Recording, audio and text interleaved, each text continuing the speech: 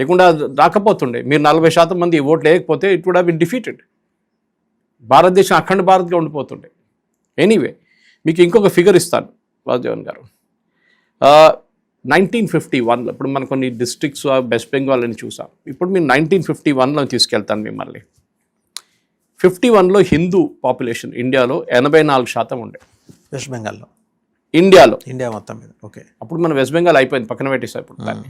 అక్కడ already prove అయిపోయింది point. హిందువులు 51లో 84% ఉండే. న్యాచురల్లీ వాళ్ళు డికెడల్ గ్రోత్ చూసుకుంటే వాళ్ళకి మినిమం ఒక 88-86% ఉండాలి.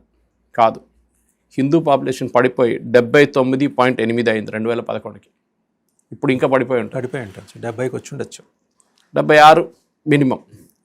ముస్లిమ్స్ అదే టైంలో, ఇదే పీరియడ్లో, అది 1951 to 2011 9.8% ఉన్న ముస్లిమ్స్ 1951లో ఇప్పుడు 14.2 అయిపోయారు. ఓకే, హిందూ గ్రోత్ 4.3% పడిపోతే ముస్లిం గ్రోత్ 4.4% పెరిగింది. స్ట్రాటజీ చూడండి వాళ్ళది. They replacing the Hindu population.